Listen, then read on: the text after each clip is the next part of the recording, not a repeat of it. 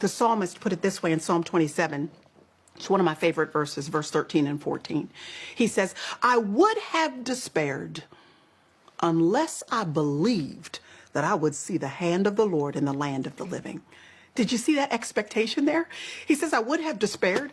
I would have been hopeless. I would have been down. My countenance would have been downcast. Man, except that I expect that I'm going to see God.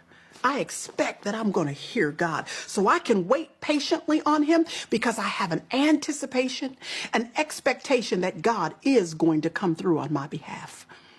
The prophet Habakkuk spoke to this as well.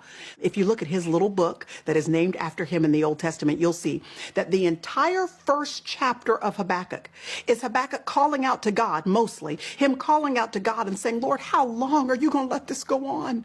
He's looking around him at the destruction that he is seeing happening in his culture, in his nation. Man, if that don't speak to us right now, I don't know what is. You and I can't flip past all that's happening on our Twitter feeds, our Instagram feeds, the news channels that we're watching, and not see the vortex of chaos that is swirling all around us. Habakkuk knows exactly how you feel, and he calls out to God and says, how long, Lord? It seems like you're just sitting back idly, letting all this go on. And so, Lord, I'm going to vocalize my concerns to you, my cares to you. I'm going to be authentic. I'm not going to hold back. And that's the privilege we have in relationship with God. He lets us ask our questions, voice our concern. He knows that in our humanity, we have some worries and some issues and some fears. And he lets us come to him and bear it all.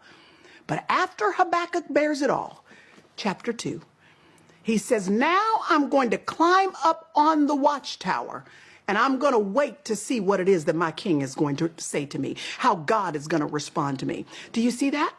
He positions himself to hear from God.